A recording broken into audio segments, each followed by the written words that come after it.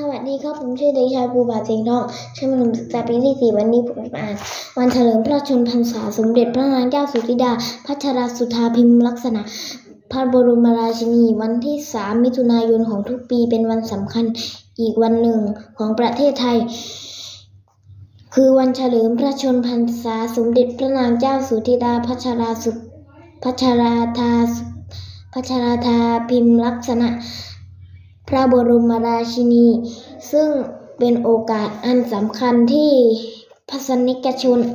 ชาวไทยได้ร่วมกันแสดงความจงรักภักดีและสำนึกในพระมหากรุณาธิคุณพระองค์ทรงปฏิบัติพระราชกรณียกิจอย่างต่อเนื่องเพื่อความผาสุกของประชาชนและความเจริญของประเทศชาติสมเด็จพระนางเจ้าสุธิดาพัชรสุธาพิมลักษณะพระบรมราชินีประสูติเมื่อวันที่ 3 มิถุนายน พุทธศักราช 2521 ทรงสำเร็จการศึกษาจากมหาวิทยาลัยอัสสัมชัญและทรงเริ่มเข้ารับราชการหน่วยงานด้านความมั่นคงของชาติก่อนจะได้รับการแต่งตั้งให้เป็นนายทหารองครักษ์และต่อมา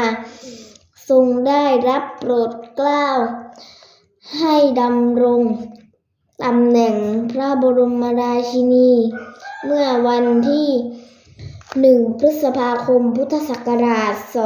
2562 ตลอดระยะเวลาที่ดำรงตำแหน่งสมเด็จพระนางเจ้า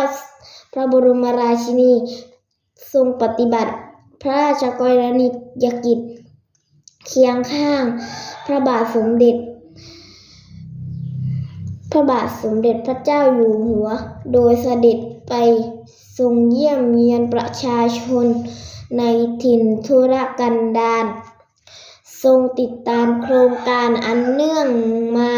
จากพระราชดำริและทรง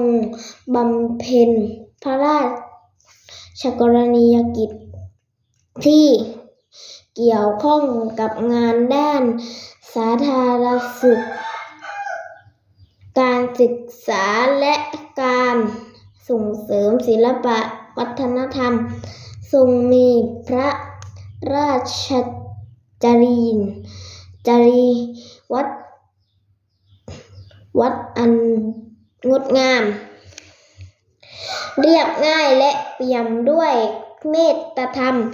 ในวันเฉลิมพระชนมพรรษา 3 มิถุนายนของทุกปีหน่วยงานภาครัฐและภาคเอกชนทั่วประเทศจะร่วมกันจัดกิจกรรมเฉลิมพระชนมพระเกียรติ เช่น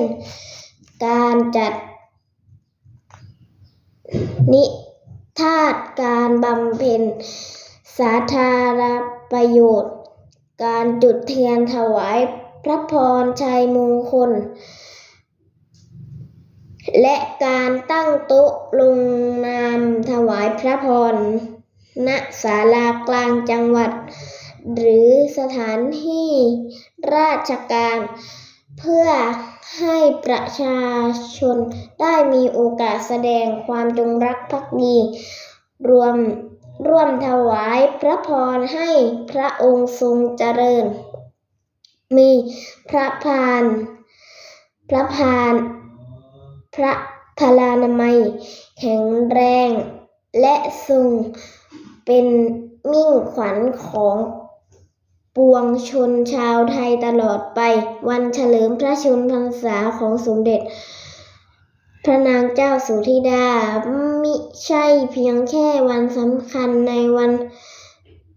นปฏิทินหากยังเป็นวันที่คนไทยได้ตระหนักถึงความสำคัญของสถาบันพระมหากษัตริย์และเป็นโอกาสที่ทุกคนจะได้ร่วมกันแสดงพลังแห่งความสามัคคีความจงรักภักดีและความสำนึกในพระมหากษัตริย์กรุณาธิคุณอันเป็น ฐานคำสำคัญของประเทศไทยที่ดำรงสืบมาช้านานขอบคุณครับ